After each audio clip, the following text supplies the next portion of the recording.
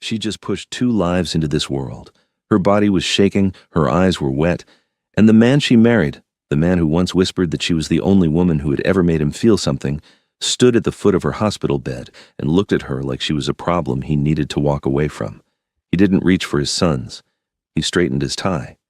And then he said the words that would cost him everything. The room at Cedars-Sinai smelled of stargazer lilies, expensive ones, the kind Sun-Mi had his assistant order, because Sun-Mi himself didn't do hospitals, didn't do mess, didn't do anything that reminded him he was capable of being human. Veronica lay against the elevated bed, her deep mahogany skin still flushed and glistening from the battle her body had just survived. 14 hours of labor, of gripping rails, of breathing through pain that rewired something permanent inside her. Her hair, that full, breathtaking crown that Sun-Mi once buried his face in and called beautiful, was damp against her temples, coiling softly at the edges like it always did when she had been through something real. Her arms held two tiny boys, two perfect sleeping boys, their faces carrying the quiet miracle of two worlds made into one. Her deep mahogany and his porcelain blended into something neither of them could have created alone. She looked up at him. She was still trying to smile. That was the part that would haunt her later. That even then, Four still threading her arm, hospital gown still cold against her skin, body still trembling from the work of bringing life into the world, she was still reaching for something warm to give him, still hoping, still Veronica, even at her most undone. Sun-Mi stood at the foot of the bed in a charcoal suit, pressed to architectural precision, collar tight, cufflinks straight. He hadn't loosened a single thing. He hadn't moved toward the babies. His eyes, those dark, unreadable eyes she had once made the mistake of calling deep, moved slowly across her face, down her body, back up. The way a man looks at something that no longer serves him. The silence stretched like a wire pulled too tight.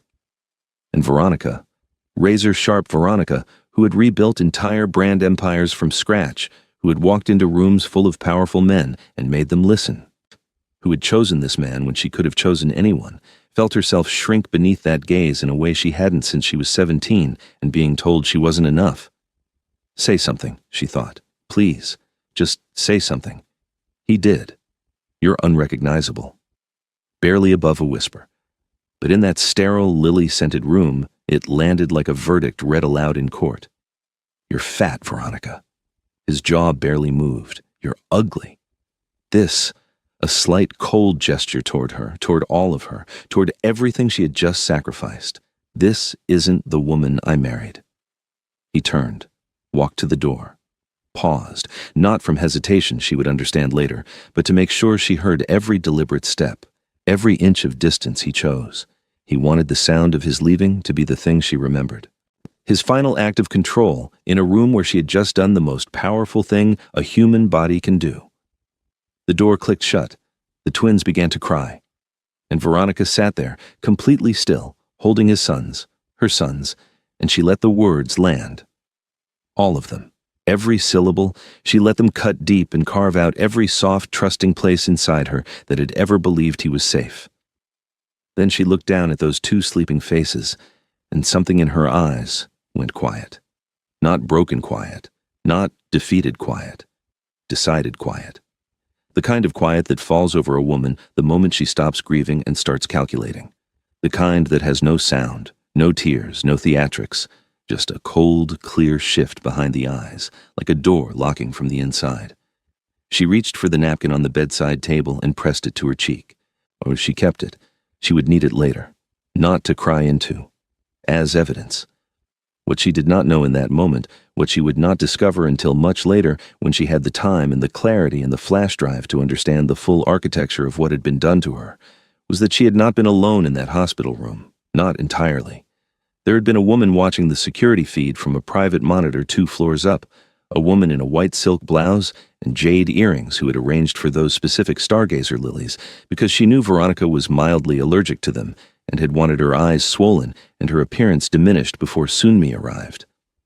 A woman who had scripted those words, fat, ugly, and unrecognizable, and rehearsed them with her son the night before in the back of a car while Veronica was in active labor.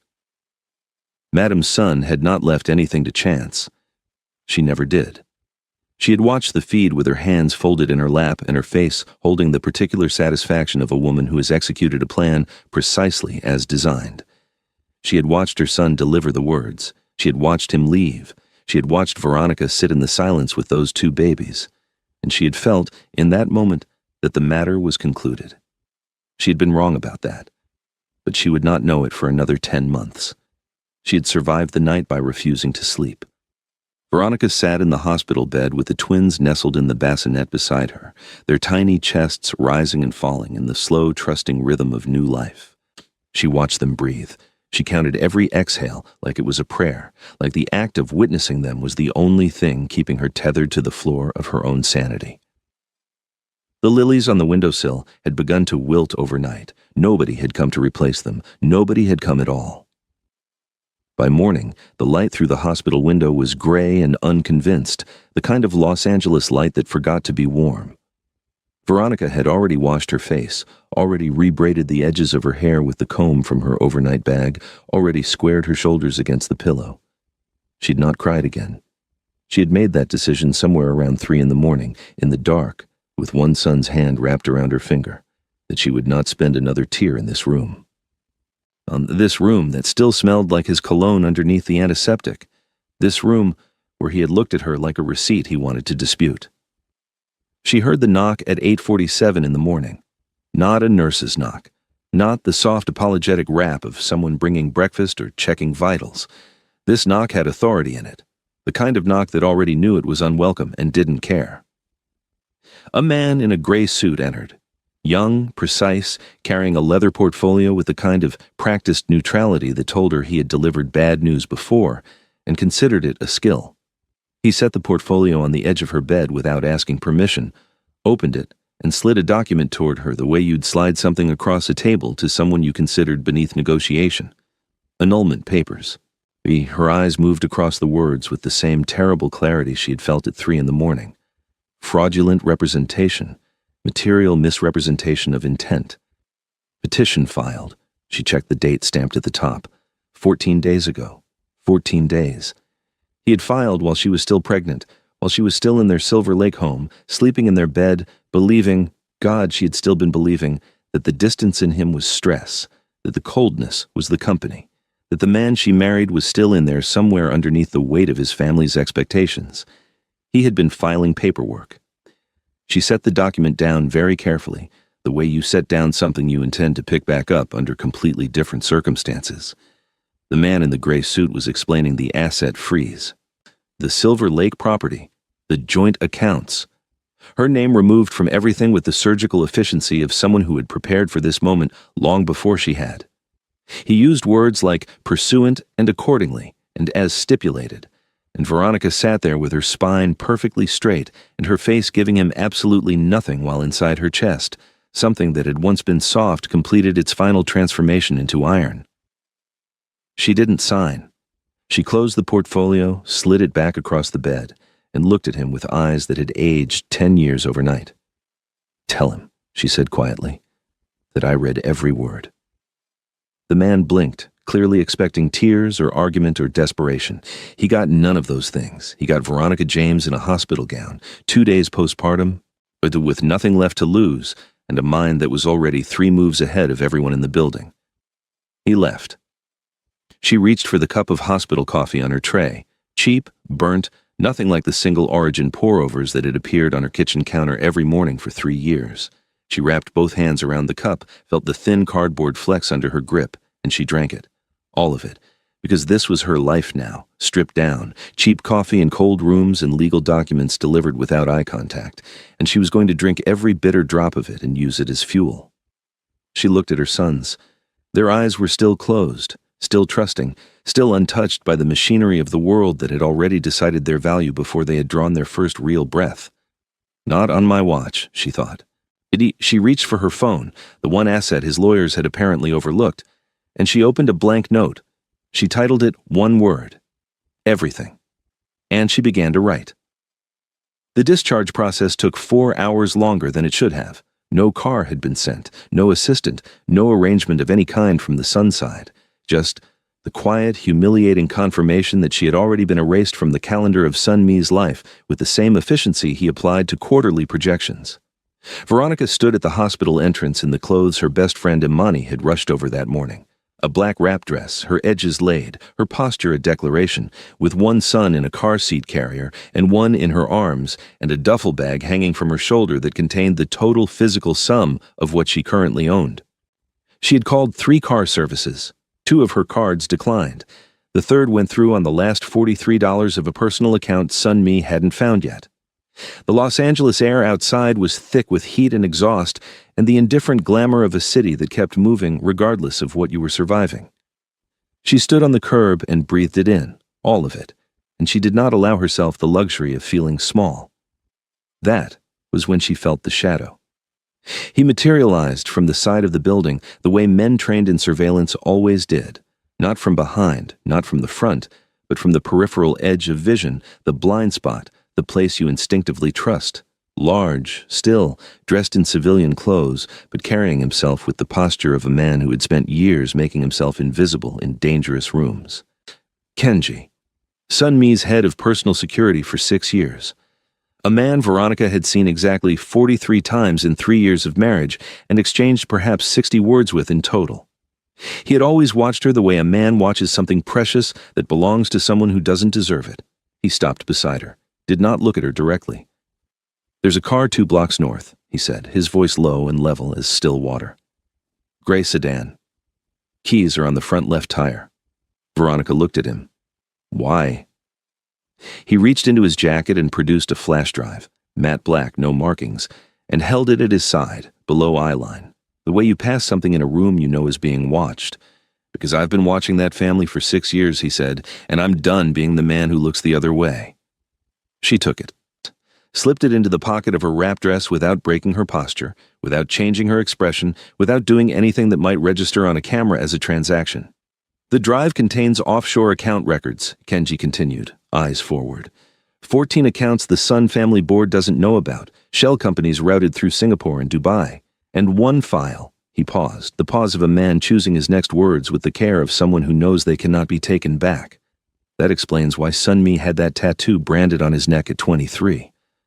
Veronica's jaw tightened almost imperceptibly. The tattoo.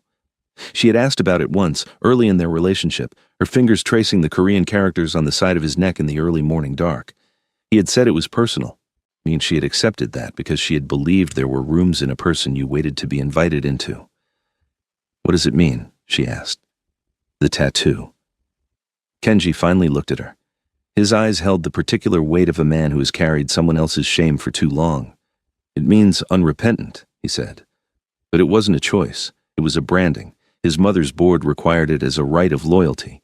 Any personal attachment deemed a threat to the family bloodline had to be publicly severed. He let that land. You were the third. The third. Not the first woman Sun Mi had been forced to discard, not an accident, a pattern, a machine built to consume and expel anything his mother couldn't control. "There is something else," Kenji said, "something that is not on the drive because it cannot be documented." He paused. Madame's son was in this building last night. She watched the security feed from room 2 floors above yours. She had those lilies sent specifically because she knew about your allergy. She wanted you swollen and diminished before he arrived. Veronica was very still. "The words he said to you," Kenji continued, she scripted them. "He practiced them in the car the night before while you were in labor. The silence between them was dense and absolute. Then Veronica said quietly, 'Does she know about my grandfather's investment?'" Kenji looked at her with something that was not quite surprise but was the closest thing to it she had ever seen on his face. "How do you know about that?" "I don't yet," she said, "but I will."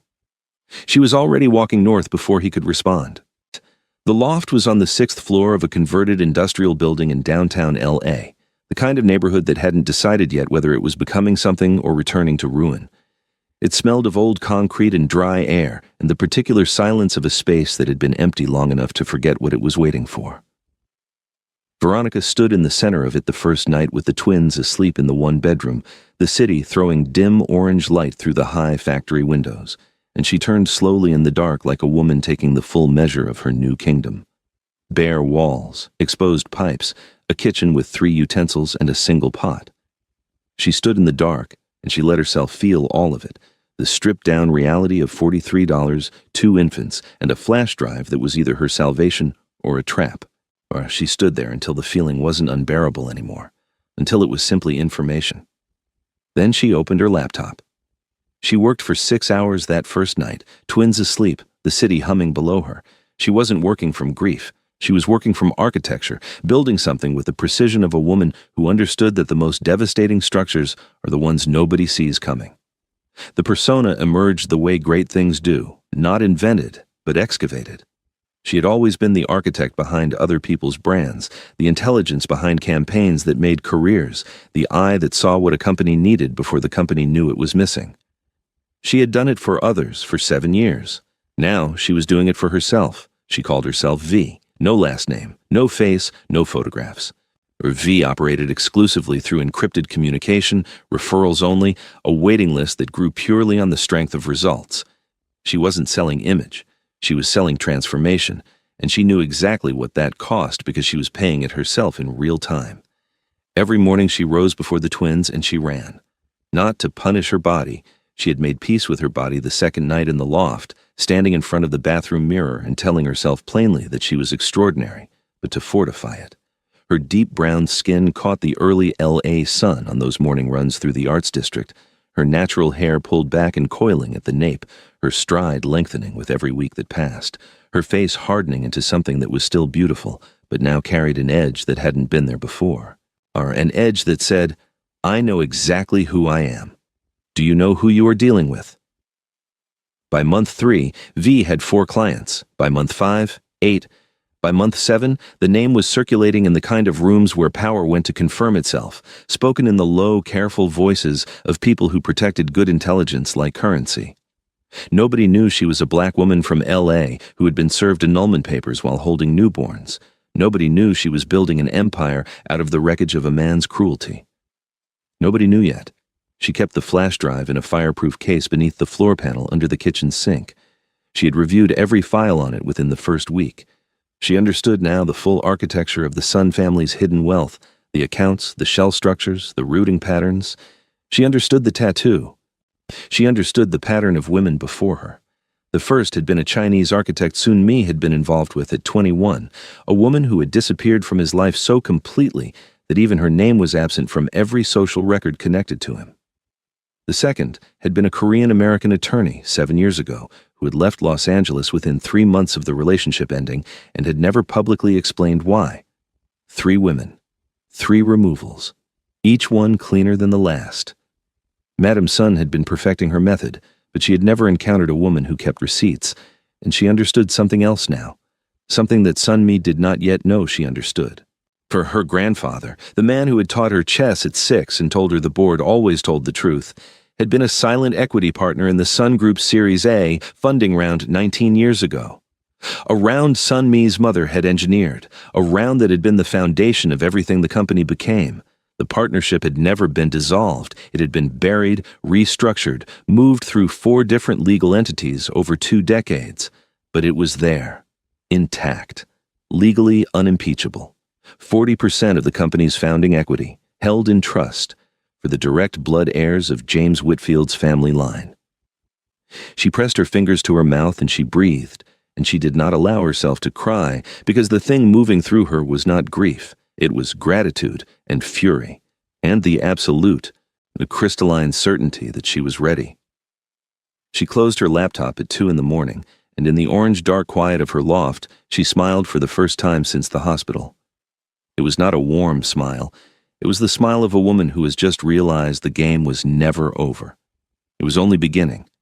Sun Mi was losing, not publicly. Publicly, he was still the cold, composed heir to the Suntech empire, still photographed in the right rooms, still quoted in the right publications. But behind the glass walls of the Sun Group's 32nd floor war room, the cracks were visible to anyone paying attention. And his mother, Madame Sun, paid attention to everything. She sat at the head of the conference table the way she always sat, spine rigid, hands folded, dressed in charcoal silk that matched the steel of her expression. Not around her, analysts presented numbers that told a story she refused to accept. The IPO was struggling. Investor confidence was eroding. The public narrative around Sun Mi had shifted from visionary to cold-blooded, a word that kept appearing in media coverage with the particular persistence of a truth trying to surface. It had started with an anonymous tip to a financial journalist. Nothing provable, just a thread, a whisper that the Sun heir had abandoned a wife and children under legally questionable circumstances. The annulment filing was public record. Someone had found it and known exactly what to do with it. Madame Sun had looked across the table at her son that morning, and for the first time she had seen something in his face she had not anticipated. Doubt. Not about the company, not about the strategy. Doubt about her. It was a hairline fracture in the foundation of the absolute authority she had maintained over him since before he could read. She had seen it in the slight tension at the corner of his jaw, the way his eyes moved to the window and stayed there a moment too long. She had filed that observation away like a weapon, and she had gone home that evening, and she had made 2 phone calls. The first was to the family lawyer. She wanted the annulment expedited, the documentation tightened, every legal thread connecting Sun Mi to Veronica James cut so cleanly that no journalist and no court would find a loose end worth pulling. The second call was to a private intelligence firm she had used 3 times before. She gave them a name. She gave them a description. She said, "Find her," and she said, "Tell me everything," and she said, "Do it quietly." What Madame Sun did not know, could not know, was that the woman she was trying to locate had already located her. Sun Mi sat now in his private office, the Los Angeles skyline indifferent and glittering below him. He had loosened his collar, a small thing, but Sun Mi never loosened his collar during business hours. His assistant had brought him 3 different reports, and he had read none of them. He was sitting with a glass of water that had gone warm, and a mind that kept returning against his discipline, against all his training, to the same image. Her face. Not as he had left it in the hospital. That image he had packaged and stored in the part of himself he did not examine. The image that kept returning uninvited was earlier. Veronica in their Silver Lake kitchen on a Tuesday morning. Tata standing barefoot on the cold marble in one of his shirts, reading something on her tablet with the focused, private intensity she had when she thought no one was watching. Not performing, not presenting, just existing in a way that had always made the room feel like it had a center. He picked up his water, set it down. His head of communications knocked and entered in the same motion, which meant it was urgent. She placed a single printed page on his desk, a profile, no photograph, just a name and a record of results that read like a masterclass in strategic reinvention. 5. Image and brand architecture by referral only.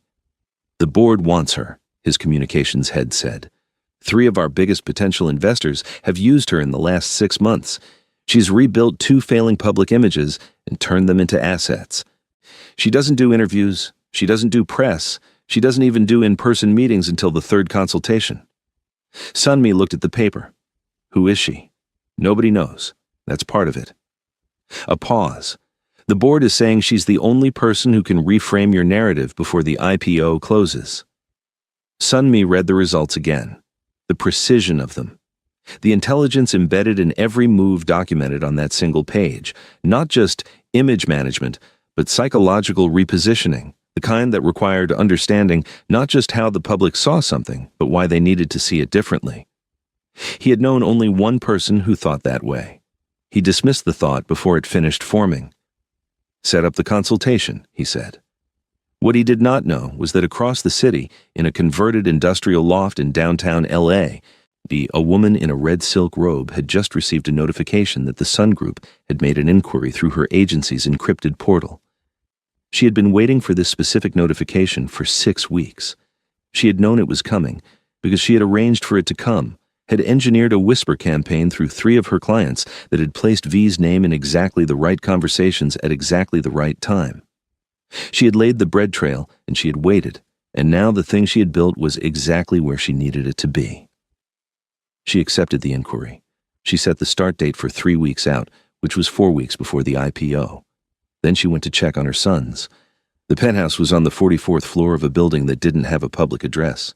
Sun Mi had received the consultation details through 3 layers of intermediary, a number, a time, a dress code that simply read no recording devices, and he had followed every instruction without question, which was itself a thing he did not do for anyone. He told himself it was strategy. He told himself he was simply doing what the board required. He did not examine why his pulse had shifted the moment the elevator doors opened. The space beyond was dim and deliberate. Low amber lighting, the kind that made everything look like a secret. The furniture was severe and elegant, dark wood, clean lines, nothing decorative except a single shelf of architectural models along the far wall that told him immediately the person who owned this space thought in structures, in systems, in the long game. A mesh screen divided the room, sheer enough to suggest a silhouette, opaque enough to deny confirmation. Behind it, a figure sat with the composed stillness of someone who had long ago stopped needing to perform authority because they had become it.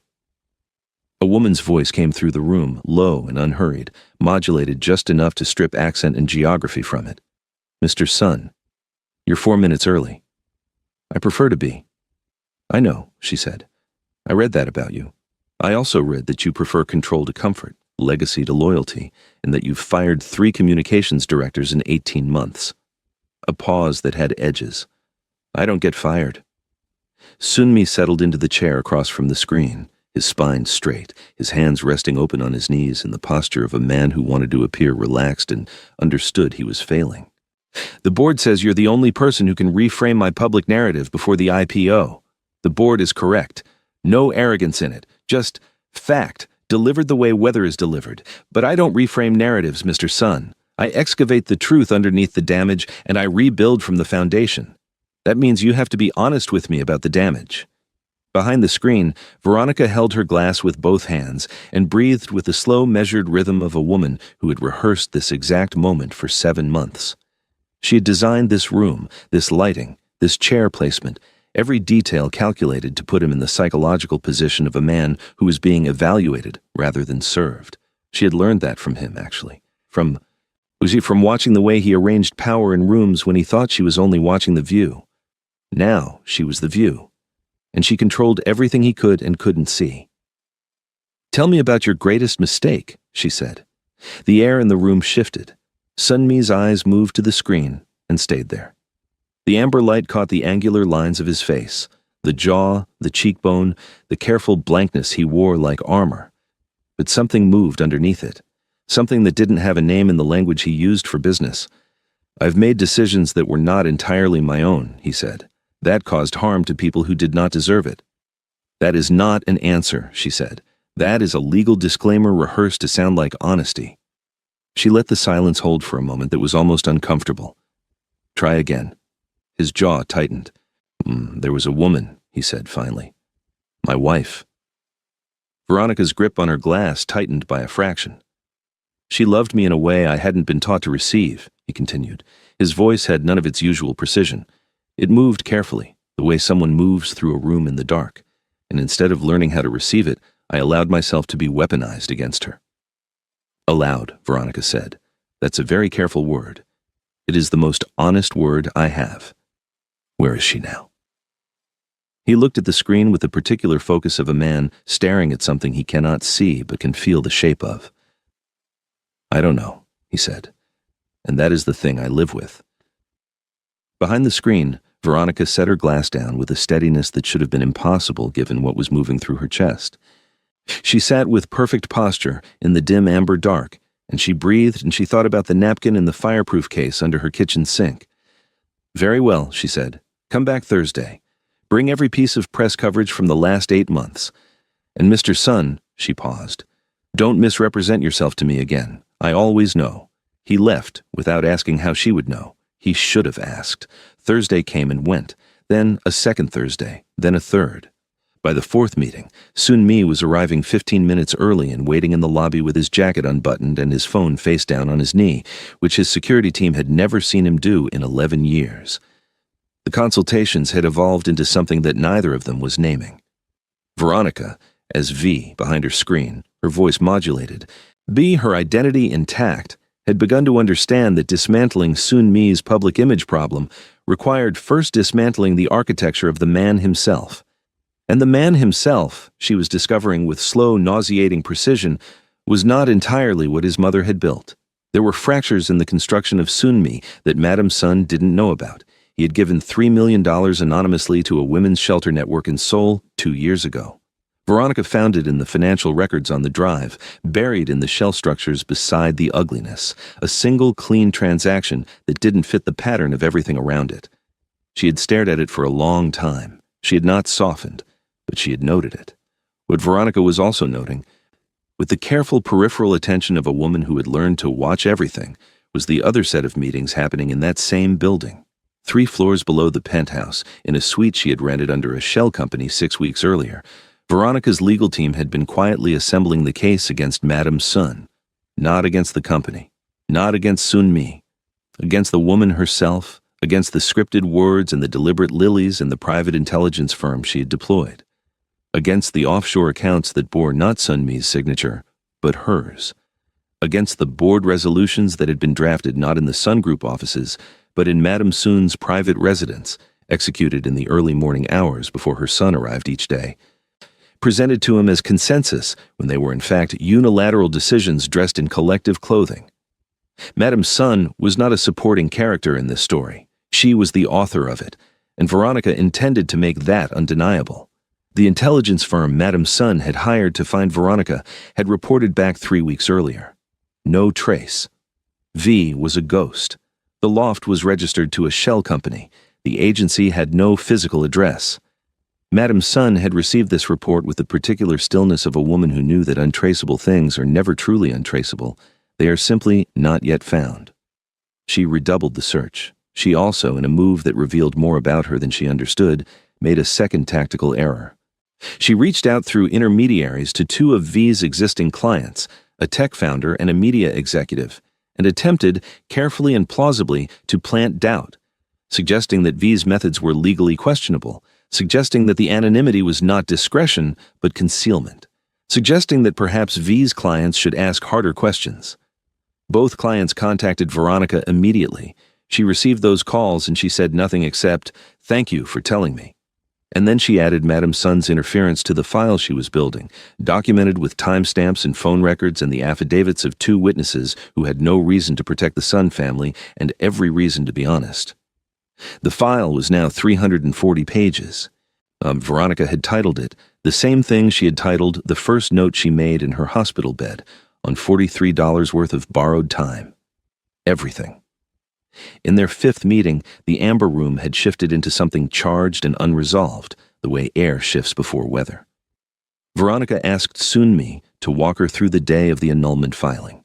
She asked it flatly, without preamble, in the middle of what had seemed like a routine review of his communication strategy. Sun Mi was quiet for a longer time than she had ever heard from him. "I was told it was necessary," he said finally, "to protect the company during the IPO window, that a contested marriage creates legal vulnerability." "Who told you?" His pause was its own answer. "She told you," Veronica said. He did not confirm it. He did not need to. "In the words you said in the hospital room," she said, keeping her voice perfectly level against the thing clawing at the underside of her composure. "Were those also told to you?" The silence that followed was the longest silence the room had ever held. "Yes," he said. It was one syllable. It cost him something visible. She could see it in the shift of his shoulders, the way his hands, resting on his knees, pressed downward slightly as if bracing against impact. One syllable that rewrote the architecture of the betrayal entirely. Because there is a specific and devastating difference between a man who wounds you from his own cruelty and a man who is handed a weapon by his mother and aimed at you like a gun. Both are culpable, but only one of them has a mother in the room. "You practiced them," Veronica said, "the night before. Was in the car." Sun Mi's head came up. And in that moment, in the quality of his stillness, the way his eyes fixed on the screen with an intensity that was suddenly acutely focused, she understood that he did not know that she knew this, that this was information he had no framework for her possessing, that the controlled, anonymous consultant behind the mesh screen had just revealed a crack in her own concealment without meaning to. She watched him process it. She watched him turn it over. "How do you know that?" he said. His voice had changed. The boardroom precision was gone entirely. What was underneath it was raw and more dangerous, a man at the edge of understanding something that would change everything. "I know a great deal about the Sun family," she said carefully. "That is why your board hired me." And he looked at the screen for a long moment. Then he said, "Who are you?" The question landed in the room and stayed there, suspended between them in the amber light like something that, once answered, could not be taken back. "I am V," she said, and she let that be enough for that night. He left differently than he had left the other meetings. He left with the focused, contained energy of a man who has understood that a question he thought he was asking in one direction is actually pointing somewhere else entirely. He left, and Veronica sat in the dark after the elevator doors closed, and she pressed her hands flat on the table, and she breathed, and she told herself, "Not yet. Not yet. 4 more days until the IPO board presentation, 4 more days until the room." She had one thing left to do before then. She needed to speak to Madame's son, not in the boardroom, not through legal channels, not through the buffer of strategy or documentation, or the clean architecture of a public unmasking. Alone. She arranged it through Kenji, who was still, technically, employed by the Sun family and who had been, for the last 10 months, quietly and methodically documenting everything he witnessed on behalf of a woman whose name he never said aloud in that building.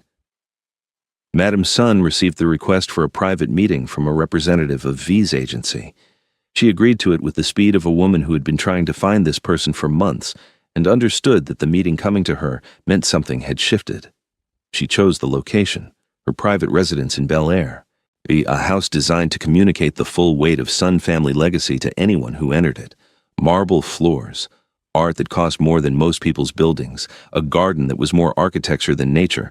She wanted Veronica off balance. She did not know she was inviting Veronica home. Veronica arrived in black. Not the performative black of mourning, but the precise, deliberate black of a woman who has made a decision and dressed accordingly. Her natural hair was down and full around her face, her deep brown skin carrying the particular luminosity of someone who has come through fire and is no longer afraid of heat. She carried nothing except a single manila envelope and the 340-page understanding of exactly who she was walking into a room with. Madame's son received her in the sitting room. She was impeccable. As always, jade earrings, white blouse, the posture of a woman who had never once in her adult life been in a room where she didn't believe she held the most power. She looked at Veronica, and she did something that told Veronica everything she needed to know about what the next 4 days would require. She smiled, not warmly, the way a chess player smiles when they believe they can see the whole board, and you cannot. "You're younger than I imagined," Madame's son said, "and you've kept yourself well." Veronica sat down across from her without being invited to and placed the manila envelope on the table between them and left her hand resting on top of it. "I want you to understand something," Veronica said, "before I tell you what's in this envelope. I am not here to negotiate with you. I am not here to warn you. I am here to give you the professional courtesy of knowing, before Thursday, what is coming. Because unlike you, I do not believe in blindsiding people in rooms designed to humiliate them." A pause. "I believe in doing it with witnesses." Madame's son's smile remained, but something behind her eyes recalibrated. "You're the wife," she said. "I am the mother of your grandsons," Veronica said, "and I am the CEO of the company you built your legacy on. Those 2 facts are about to become public knowledge simultaneously. I wanted you to have one night to decide how you would like to respond to them." She stood. She left the envelope on the table. She walked out of that house and down that driveway and into the car that was waiting, and she did not look back. And the envelope she left behind contained nothing except a single sheet of paper with one sentence on it. "The board meeting is at 9. Be there." The morning of the IPO board presentation, Veronica was awake before 4. She dressed in the dark, slowly and deliberately, the way a soldier puts on armor. A blood-red suit, tailored to the precise measurements of the body she had rebuilt from the inside out, structured at the shoulder, nipped at the waist, cut to communicate that the woman inside it had decided something and the decision was final. Her natural hair was styled and lifted in a full crown that caught light from every angle, framing a face that was stunning in the way rare things are stunning, not decorative, but significant. Her skin deep and clear and gleaming. We held the particular luminosity of a woman who had fought through something real and come out the other side more herself. She looked in the mirror for exactly 10 seconds. Then she picked up her portfolio and walked out the door. The boardroom was on the 31st floor, and it was full. Investors, board members, legal teams, The financial press permitted in for the opening of the presentation as a calculated show of transparency. Madame Sun sat at the far end of the table in a white suit that was meant to signal purity and communicated instead the particular coldness of a woman who had spent decades confusing control with love. She was already there when Veronica arrived. Their eyes met across the length of the room. Madame Sun's face held perfectly. She was extraordinary at this, at absorbing information that threatened her and returning nothing that could be used against her. She had spent 50 years building that face, and she wore it now like a final piece of armor. Sunmi stood at the head of the room near the presentation screen, composed and precisely dressed, doing what he always did in public, performing the version of himself his mother had manufactured. He did not see Veronica come in. The representative from V's agency announced simply that the image consultant had arrived and wished to open the presentation with a brief strategic overview. Several board members exchanged glances. This was not on the agenda. Madame Sun's chin lifted by a precise and dangerous millimeter. Then Veronica walked through the door. She did not hurry. She did not look around the room for reactions. She moved to the front with the steady, unhurried authority of a woman who had earned the right to take up space and knew it, her portfolio under one arm, her head high, her red suit a declaration against every gray and navy surface in the room. Sunmi heard the change in the room before he processed it, a collective shift in atmosphere, the kind that happens when something significant enters a space. He turned, and the glass he was holding slipped from his fingers. It did not shatter. It bounced once on the thick carpet and rolled to a stop. Nobody moved to retrieve it. Nobody moved at all. Veronica set her portfolio on the table. She looked at him for the first time in 10 months with nothing between them. No screen, no voice modulation, no architecture of concealment, just her face and his, and every consequence of the thing he had said in a hospital room suspended in the air between them like a held breath. "I believe I was hired to present this company's public image strategy," she said, addressing the room, her voice carrying to every corner without effort. "So let's begin." She opened the presentation. The first slide was not a financial projection. It was a date, a time, a location, Cedars-Sinai Medical Center, room 417, 10 months ago. The second slide was a still image taken from hospital security footage, timestamp visible, resolution sharp. Sunmi in his charcoal suit standing at the foot of a bed. And in that bed, a woman in a hospital gown holding 2 newborns. Looking up at the man she had married with an expression that the entire room recognized immediately, because every person in it had either worn that expression or been the reason someone else had. Madame Sun stood up. "Sit down," Veronica said. "We're not finished." The footage played. It played without audio because it didn't need audio. It played in the boardroom of a company preparing to go public with the global financial press in the room, and every person watching it understood with absolute certainty what they were seeing. The room was the quietest thing Veronica had ever been inside. She let it be quiet for exactly as long as it needed to be. Then she advanced to the next slide. "This is the trust documentation," she said, her voice even and precise, establishing a 40% founding equity stake held by my grandfather, on James Whitfield, in the Sun Group's Series A round. She paused. "These are my sons." She showed a photograph, 2 small, perfect boys, now 10 months old, with their father's bone structure and their mother's eyes.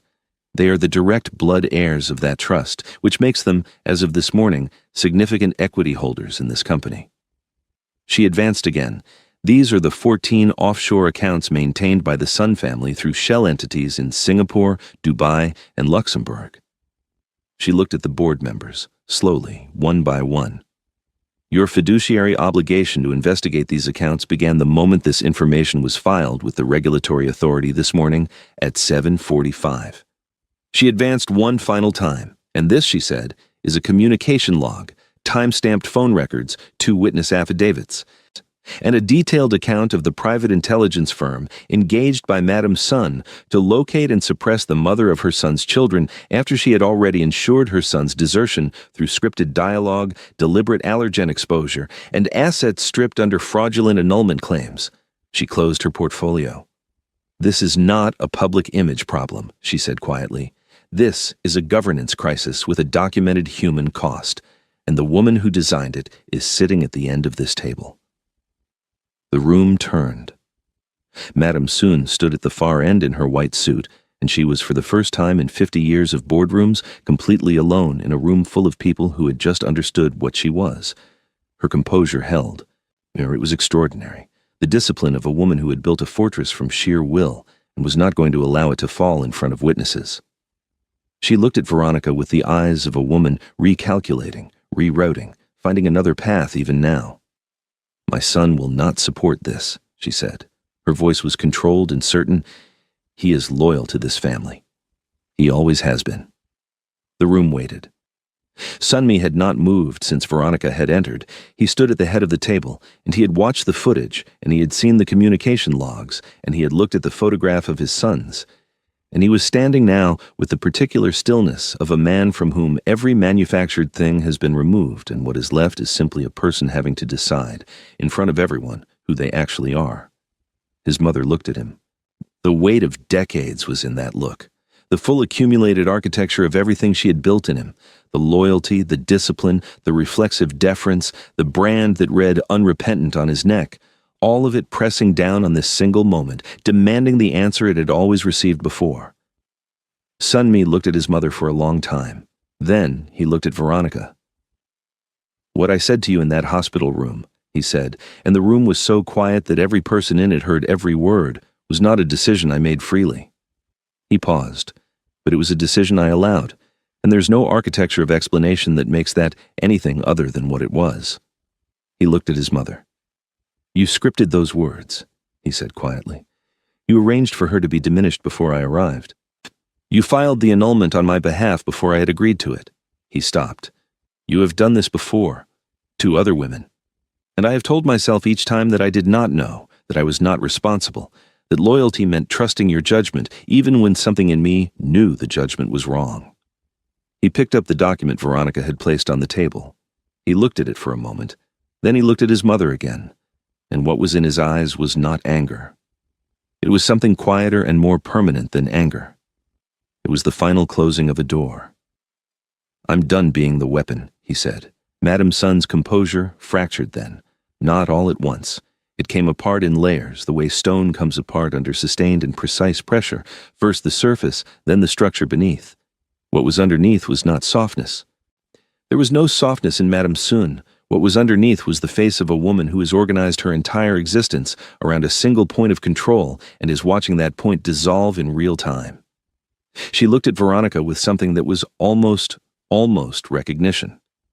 Then she straightened her jacket, picked up her bag, and she walked out of that boardroom with her spine perfectly straight, because Madame Sun would not give a room the satisfaction of watching her collapse, and Veronica, watching her go, felt something she had not expected to feel in this moment, not triumph, clarity, because watching Madame Sun leave that room was not the satisfying implosion she had imagined for 10 months. It was smaller and more human than that. It was a woman who had spent her life confusing love with leverage, walking out of a room that no longer recognized her authority. And there was something in that, not sympathy, she was not there yet, perhaps would never be, but something that acknowledged the particular tragedy of a person who built everything they had on the wrong foundation. Veronica turned back to the room. She had a company to run. The document Sunmi had picked up was signed by the end of business, not under duress, not in the wreckage of a public moment, but later, in a smaller room, with legal teams and a quietness that felt different from the boardroom silence. He signed it with the focused, deliberate attention of a man who has made a decision that is costing him something real and has decided the cost is right. Veronica watched him sign it. As she stood across the table in her red suit, with her portfolio closed, and her hands still, and her face giving him nothing, because this was not a moment for warmth. Warmth had to be built from nothing, and they were still at nothing. But she watched him, and she noted, with the same careful peripheral attention she had applied to everything, that his hands were steady. A man whose hands are steady when signing away his empire is not performing. She filed that away. Not as forgiveness. As data. 6 months later, the Santa Monica Pier caught the last light of a Sunday evening and turned it gold. Veronica sat on the private balcony of a house that was hers, not gifted, not shared, not borrowed against someone else's legacy, but earned with every pre-dawn run and every encrypted consultation, and every hour she had spent in a loft in downtown L.A., building something out of nothing while two small boys slept in the next room and trusted her completely. The twins were at her feet, chasing each other in that new and marvelous way of toddlers who have just discovered legs, their laughter carrying on the ocean air like proof of something. She held a glass of wine, and she watched them, and she breathed. The gate at the bottom of the property clicked. She did not turn around immediately. She already knew his footsteps, had known them for 3 years, and had spent 10 months learning to hear them differently, as the sound of someone who no longer had the right to walk into a room and rearrange it. He was not in a charcoal suit. He wore plain clothes, the kind a man wears when he has stopped using his wardrobe as a statement of dominance. He had been working at a community center in East LA for the last 5 months, not publicized, not documented, not performed for anyone. Kenji had mentioned it once in passing, and Veronica had said nothing, and had thought about it for 3 days. He stopped at the gate. He did not presume to open it. The boys saw him. They did not know exactly what they were looking at, but some ancient cellular knowledge stirred in them at the sight of that face, and the older of the two pulled himself upright against the balcony rail and stared with his father's bone structure and his mother's absolute directness. Veronica looked at Sunmi across the distance of the gate. "You said I was ugly," she said. Her voice was quiet and carried no performance. "Look at what I built from the ashes of your insults." Sunmi stood at the gate, and he did not flinch from what she was saying. He stood still and received it with the open-handed acceptance of someone who had accepted they had no right to ask for anything different. "I know," he said. "You can hold them," she said. "For an hour, I'll be inside." She picked up her wine and she walked through the balcony doors, the ocean breeze lifting the edges of her hair, her spine straight and her steps unhurried. She stood in the kitchen and she finished her wine and she looked at the fireproof case under the sink where the flash drive still sat. And then she looked at something she had placed beside it 3 weeks ago, something she had only just received, a letter from her grandfather's attorney sent in connection with the trust settlement. She had read it 4 times. In it, the attorney explained that James Whitfield had documented his Sun Group investment immediately after Veronica began dating Sunmi, that he had structured the trust specifically and deliberately in the event that the relationship produced children, that he had written a note included with the letter in his own handwriting on a single sheet of paper. She had that note now. She kept it folded inside the fireproof case next to the flash drive and the napkin. It said, "I taught you chess for a reason, baby girl. I always knew you'd need the long game.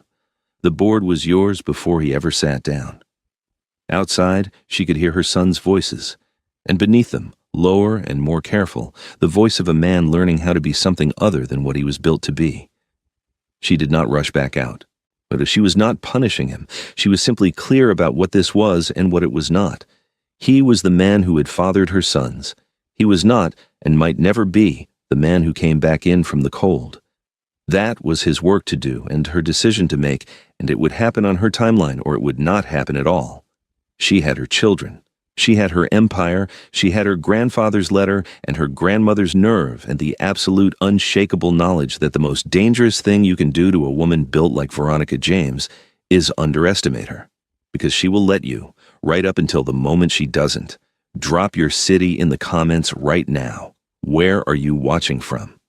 And tell me honestly, did Veronica give Sunmi too much, or did she give him exactly what he earned? And Madam Sun, do you think she truly understood what she lost in that boardroom, or is she already planning her next move? Subscribe right now because this story is not over. The Sun family still has chapters that haven't been opened yet, and when they open, Veronica will already be 3 moves ahead. Stay with me, we are just getting started.